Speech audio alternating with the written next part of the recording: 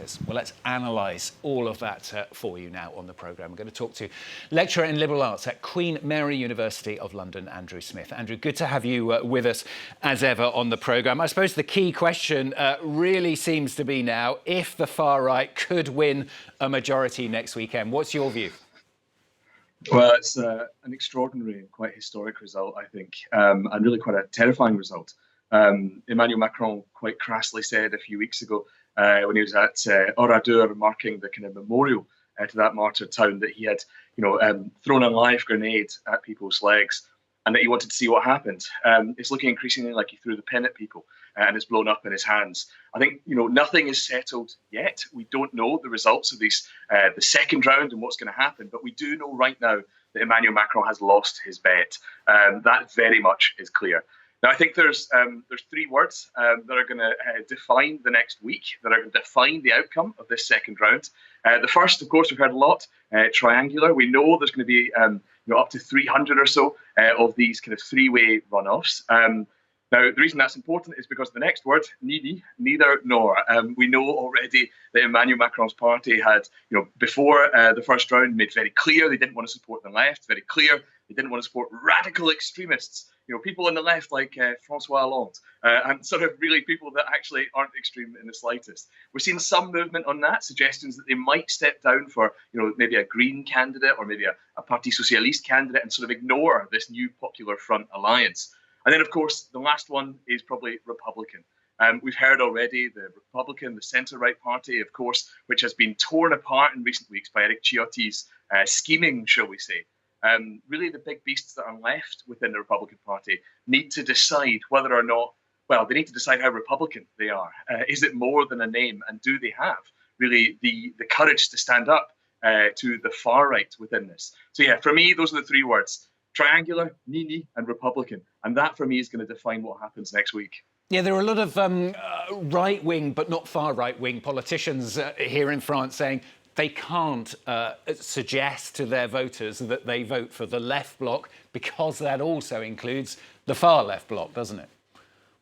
Absolutely. I think it's a real challenge. And of course, we've seen already that Jean-Luc Mélenchon was the kind of ghost at the feast who's put so many people off engaging with the far left. The suggestion that he might be prime minister has terrified people. But even within this kind of broad electoral alliance, and I think that's really important, this is just an electoral alliance. This isn't even as durable as NUPES last time that kind of has largely fallen apart within the assembly. This was kind of meant to be a raft, a dam against the far right. Has it held? Well, it's currently being pressure tested. And that is what we're actually going to see shortly, I think. So this is going to be the big challenge. What's going to happen in these various kind of small towns and suburbs where we see this big turn towards the far right? Because look, already we've seen a big turnout. This is, the highest since 1997. It wasn't a record turnout. It didn't kind of blow everyone away. But it did see actually maybe the Rassemblement National didn't cause any surprises. You know what I mean? They could have returned even more. So there is some hope perhaps that people will in this second round, if there is enough sort of coordination amongst central kind of Republican parties within the Republican family. That's a small R Republican. That they might actually be able to kind of mobilise against the far right within this. Because I think that's the big moment of where we are right now.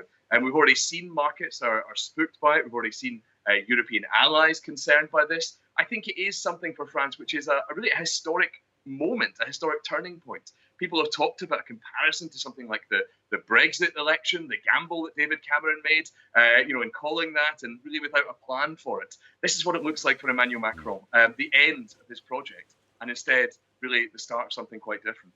The most likely scenario that we're set to be talking about this time next week, you're going to join us again at that point on the programme, is that we're going to get that three-way split. We're going to have the biggest party of the far right. We're going to have the left and the far left as the second group and Macron as the smaller third group. That makes the country ungovernable, doesn't it? Yep, just about. We've seen already, you mentioned that Jordan Bardella, of course, announced that he didn't want to be prime minister if he didn't have an overall majority. Bully for him. The idea is really that this is going to be quite a challenge. If you have diametrically opposed blocs, a hung parliament which is kind of set against itself, really what this will start to do is test the very kind of constitutional structures of the Fifth Republic. We know the Fifth Republic was kind of set up effectively to sort of to avoid the type of kind of parliamentary turbulence that we had in the Fourth Republic. Way back when you look at the framing of the Fifth Republic Constitution, Michel Debré, of course, one of the arch-Gaullist framers of the Constitution, said that really what the idea of a dissolution was meant to do was to kind of bring about a period of dialogue between the head of state and the people.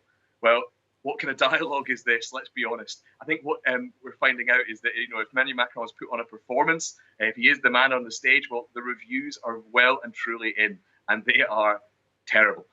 So I think this idea of trying to put together a parliament, looking at where deals can be done, well, what's the option? Well, potentially Emmanuel Macron looks to appoint perhaps a kind of technocratic government, drawing people in from outside politics. Of course, we've seen already some kind of wild speculation about figures like Christine Lagarde, who might be sort of technocratic figures, that they might be able to run a parliament for a while in order to try and pass basic legislation to keep the country working.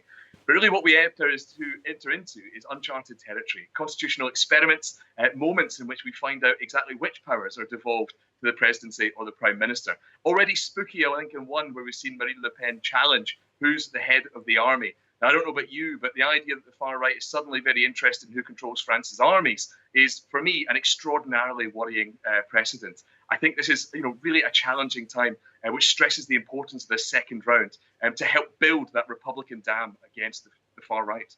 Andrew, just 1 minute left, so let me ask you very quickly. Of course, the other alternative is we will have a far right government here in France.